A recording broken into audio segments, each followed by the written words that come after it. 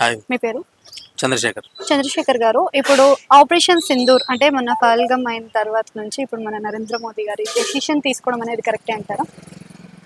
కరెక్టే మేడం. అంటే ఇప్పుడు కామన్ పీపుల్ ఎఫెక్ట్ అవ్వకుండా టెర్రరిస్టుల వరకు అటాక్ చేయడం అనేది ఎప్పటికైనా కరెక్టే. ఎందుకంటే ఇప్పుడు కాకపోతే తర్వాత వాళ్ళ గురించి మనకి డేంజర్ ఉంటుంది ఇండియాకి. ఓకే. కాబట్టి మనం అంటే పాకిస్తాన్ లో కూడా కామన్ పీపుల్ ఉంటారు. కాబట్టి కామన్ పీపుల్ లేకపోతే అమాయకుల్ని అటాక్ చేయకుండా టెర్రరిస్టుల వరకు అటాక్ చేయడం అనేది ఎప్పుడు కరెక్ట్. కానీ యుద్ధం అనేది ఎప్పటికైనా సరే సైన్యాన్ని తక్కువ చేయడానికే ఉంటుంది కదా. ఇటు సైడ్ చూసినా అటు సైడ్ చూసినా లాసెస్ అది ఎక్కువ ఓకే, ఉంటాయి. కానీ మన ఇండియా యుద్ధానికి వెళ్ళట్లేదు కదా, ఓన్లీ టెర్రరిస్టుల మీద మాత్రమే అటాక్ చేసింది. ఇప్పుడు మనం డైరెక్ట్ వార్ డిక్లేర్ చేయలేదు. వార్ డిక్లేర్ చేస్తే అది వేరేలా ఉంటుంది.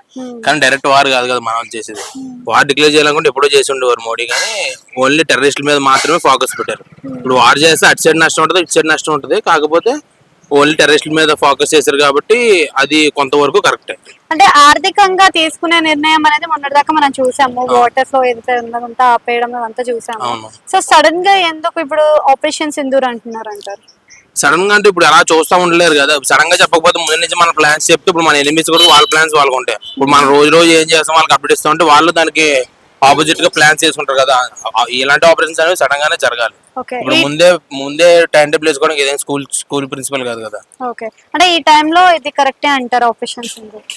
టెర్రరిస్టుల వరకు అటాక్ చేయడం అయితే కరెక్ట్ ఓకే. సో సక్సెస్ఫుల్ గా కంప్లీట్ అవుతుంది అనుకుంటున్నారా మరి ఇది? అవుతుంది. We believe in India.